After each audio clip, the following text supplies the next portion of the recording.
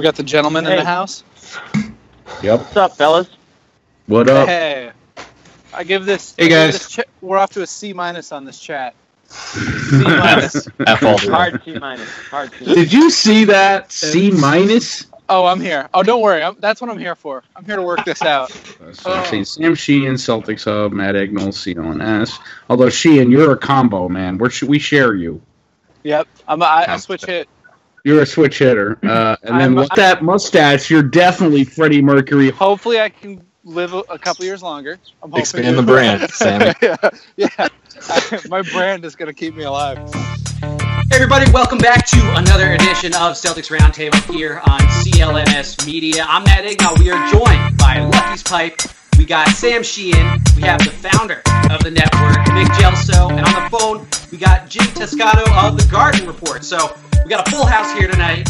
And we're going to be looking a little bit at, looking back at the Celtics offseason. I don't know if you all heard, but Nate Duncan and Daniel LaRue on the Dunc'd On podcast each gave the Celtics C- for the decision they made over the course of the summer. So let's get into that. I know Sam Sheehan is very, very upset. Well, first of all, I'd like to address that. I'm not actually mad. It's actually funny to me. I couldn't have been less mad about the whole thing. I guess if they want to say that they were rating the off seasons against expectations, I guess it's maybe defensible to give the Celtics a C-, given what was expected from them. But I just don't really see any way the Celtics didn't have one of the 3 or 4 best off seasons, in the thing. And in my mind, a C- means that you had a below average off season. And I don't know. I feel like this off season was anything but below average. Well, the Celtics, I think it was about the decisions that they made. I think you had it as the former, right? Not did the Celtics get better or worse, or did they add the free agent or not? It's like, what decisions did they make, and were those the right decisions? And I think those are controversial. It seemed like what they were getting in the hip for first and foremost was the Markelle Fultz decision to trade back from 1 to 3. Now, I've said on this pod, I didn't love the Fultz trade. I've said on this pod, I didn't love the decision to bring in Jayson Tatum. But even then, I mean, you still can't really knock getting getting another pick. I don't know. Lucky, what do you think? As far as I'm concerned, they gave them, they're homers. They should have gotten an F flat. We're going outside of plus minus. We're going flats. No, I mean, I think they really hated Tatum as opposed to Fultz, so that's where you're getting that what I would say is a wild grade. If you hated it, give him a C because you got the best free agent. I think the fact that you can get an extra pick in the next draft, and if you honestly feel like the next draft is so much better, as we talked about, it's a bunch of huge guys with giant wingspans that can all shoot threes. Yeah, I would probably take 2 hits at that draft. I think that's a good move, regardless of how you feel about Tatum and Fultz. So that's why I'd give him a B. Full context, I didn't get to hear their reasoning behind the grade, but I did see that they gave him C-. Do we know for a fact that the grade was given before Shane Larkin was signed? Mailbag. That's a great point. No, I think it's a case of, and I don't know these guys like Nick does, but I think they're trying a little bit too hard here, and they're looking a little too far into things if they're going to give a C- for, an off season where you acquire, Paul George aside, they went on, they got the guy that they wanted. They went on and got the guy that fans have been cheering for an entire year, that, he fits here. He had the history of Brad Stevens. I mean, we can go on and on about why it was a great fit, and they got him. So I don't know how you can give it C-. And if it's about Tatum or Fultz, I think it's just too soon to say either way if that was a good decision. How can we honestly say we only have Summer League to go off of, and if you want to go off of that, then it looks like a pretty good trade, I guess. So I just think that the C- is a little harsh. I agree with Jimmy. Okay, so the Paul George situation, if we're to believe the reports, there's nothing that could have been done there. That was Kevin Pritchard moving George out west, didn't want him in the Eastern Conference, whatever. That to me doesn't even belong in the discussion, and both Nate and Danny brought that up. Then, you start punching on Isaiah Thomas.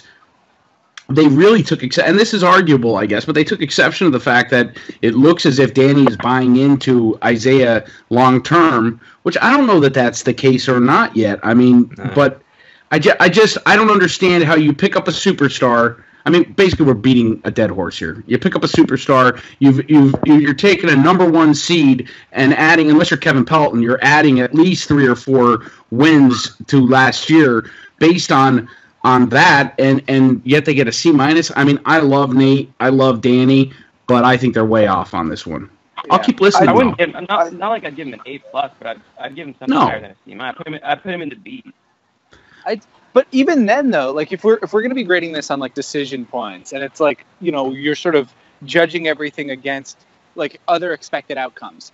Like, so for example, if you don't do the Markelle Fultz trade, that's another $3 million on your books. Right. You know, that like all that math gets tighter. So, and then another thing they took exception to was trading Avery Bradley instead of Marcus Smart. Something they had to.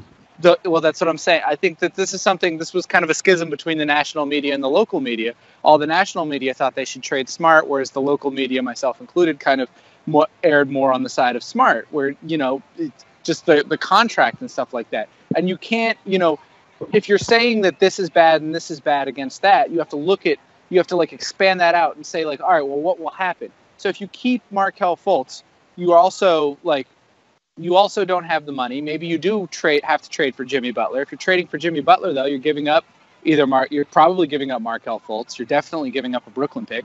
Like, you know, it's just, I think it's easy to pick apart what happened in reality against sort of effervescent shadows of things that maybe might have been. But when you start thinking about the logistics of it and what one thing would have meant, you can't just say these things in a vacuum or they sound worse than they are. I think the Celtics got pretty close to what I would have thought was the best realistic possible offseason for them. I really don't think that trading for Paul George would have been good for them in the long run. The only thing I might not have done is maybe when they traded back against Fultz, maybe not taking Tatum. I know that's sacrilege, but I mean, we'll see what happens with him. He's a rookie. Your dad is going to hate you, bro. Yeah, my dad is going to be put in a corner right now. The other thing the other thing they didn't account for at all was the drop in the cap because of the short finals, right? I mean, so players had to be traded. I mean, Avery Bradley had to go. Right. I think. Yeah, they thought it should have been Smart. But it couldn't be Smart. The money doesn't work out with Smart, does it?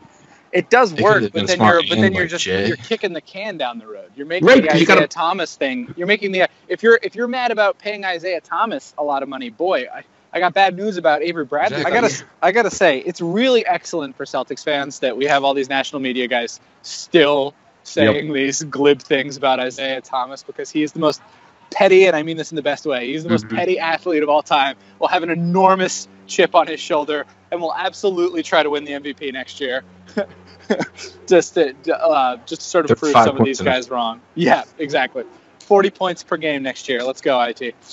So, in fairness, I think Danny LaRue tweeted out that he probably would have given the Celtics like a B+ or an A- if they just went ahead and took Fultz. So I think, you know, the poor grade mainly hinged on that. And that was a controversial decision for the Celtics that, you know, it's going to take years for it to play out. Like, you know, we talked about the Lakers pick that may or may not convey. I really don't know. I think that the Celtics are probably going to be on the outside looking in come lottery night. It needs to be really, the Lakers need to be in the first, second, third, or fourth position in order for the Celtics to have a really good chance to keep that pick. Once you get to fifth or below, it starts dropping off pretty severely. And there are, you know, a lot of bad teams out there this year. So I have no idea if that pick is going to convey or not. That 2019 class isn't as good as the 2018 class. We had Cole Zwicker on here the other day, and he was just, you know, raving about the, you know, unicorn bigs in this upcoming class, and, you know, primary initiators like Luka Doncic. You know, I think that the Celtics are probably going to be on the outside looking in, and that they're only going to have a chance to get maybe one of these guys. And with the 2019 class looking a bit weaker, you know, it really comes down to whether you really like Tatum or not. And I think maybe the Celtics are perhaps in the minority position thinking that he was a tier 1 type player. And I think that's what really their decision hinged on. So I can't see the controversy there. I know it's only summer league, but everybody who was at summer league, I mean, by far was impressed with, you know, not necessarily dominating exhibition games, but his ability to really be poised, his intelligence, his ability to get to the rim, his footwork, everything all put together. I mean, better than Ball, better than Fultz prior to the injury, and he's the best player in this draft. I mean, he feels that way. Yeah. I mean, and also, let's not forget outstanding advanced metrics on respecting women. Outstanding. That's unprecedented. Yep. We have to come up with like new units of measurement. Yeah, he has a chance to go into the Women Respecting Hall of Fame right now as a rookie, and that's something you don't see every day. Also, Jalen's right behind Jaylen Brown, right? And Jaylen, right? Yeah. I'd also like to point out that Matt is unabashedly Team Lonzo. So that is playing in. It's incomprehensible to him that the Lakers would finish in the top 2 in a tough West. So Lonzo, Sacramento, Phoenix, Brooklyn, Atlanta, Chicago are all completely bereft of talent. At least the Lakers. Lonzo's going to push the pace. They got Brooke Lopez in there. KCP's a good fit. All right, next topic. That was sad. I don't even think you believed anything you just said there. I didn't. All right, today's show is brought to you by Audible, the best solution for digital audiobooks. Membership with Audible includes 1 free audiobook a month, exclusive sales, 30% off regular priced audiobooks, and unlimited access to channel content. Their content includes an unmatched selection of audiobooks, original audio shows, news, comedy, and more from leading audiobook publishers, broadcasters, entertainers, magazine and newspaper publishers, and business information providers. Be sure to take advantage of the 30-day Audible trial membership. Just go to audible.com/CelticsBeat and browse the unmatched selection of audio programs. Download a title free and start listening. It's that easy. Just go to audible.com/CelticsBeat. That's audible.com/CelticsBeat and get started with Audible today.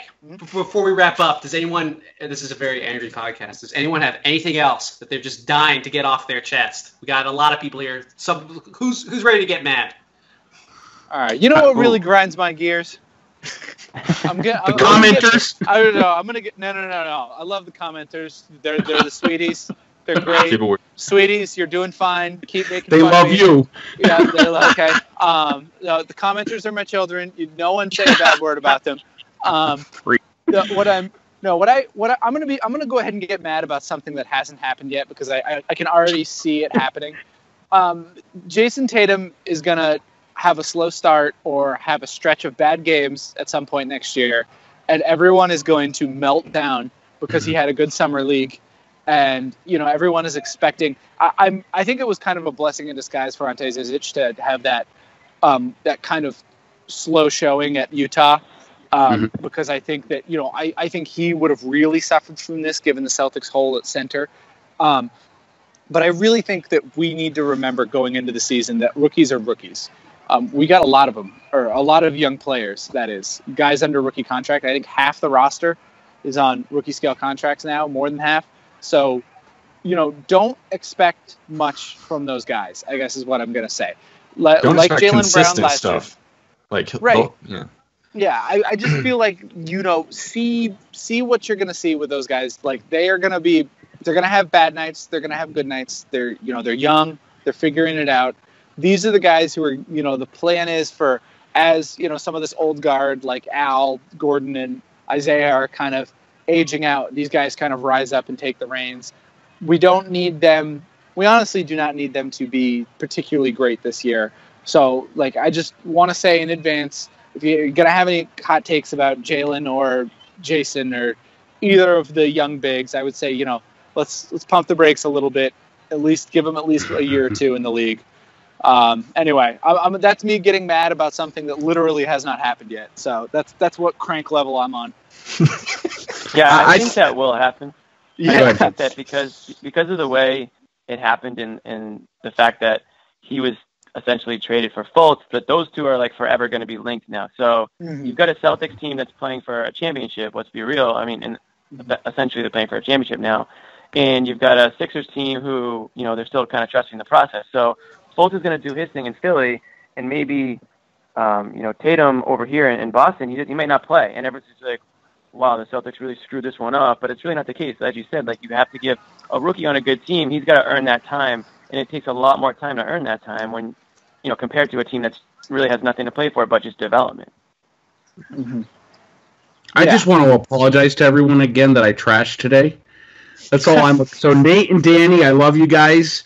Kevin Pelton, I'd like to have you on Celtics Beat to discuss why you did this to our Celtics with 49 win. No, seriously, I love them all. There's my apology. I stand by my words of hate. I'm a hate-filled creature who cannot. I will not be bargained with. I will never apologize for anything. I will not be bought. And as much as I razz Danny and Nate, I think that they are good arbiters for national opinion, for better or for worse, and I think that they do a good job with that. So even us getting mad, I think even me getting a little irritated with that grade, I don't think if you ask the national guys by and large, I don't know how strongly they would disagree with that. So more what I'm disagreeing with when I'm using them as sort of a proxy for disagreeing with the national media, because those guys do such a good job and do sort of, they're sort of the first word. They're the touchstone on what, where the national media trends are going. And I think that's a testament to how smart and good they are, even when I disagree with them vehemently. Well said, Sam. Yes. I agree. It's the mustache. Yeah, it's a mustache. This coming to you as a guy who is standing in a park and was getting mean mugged by mom and is now wandering the streets of North Brooklyn looking for somewhere to podcast. With a laptop in your hand. With your laptop in your hand. I'm a pro's pro, baby. Die hard. On that note. All right, that'll do it here on this edition of Celtics Roundtable here on the Boston Celtics newsfeed. We're available on your favorite podcast app, or you can download the CLNS Radio mobile app. Just look for the Boston Celtics newsfeed. We're excited to announce that we are now on Celtics Blog. You can find all of our content, all of our YouTube videos there. If you like this video, hit the like button, subscribe to CLNS Media. Again, if you're on the go, subscribe to the Boston Celtics newsfeed. I want to thank you all for tuning in. We'll be back talking more about what makes us mad this week. So for Nick Gelso, Sam Sheehan, Lucky's Pipe, and Jimmy Toscano, I'm Matt Ignal. Thanks for tuning in. We'll see you next time.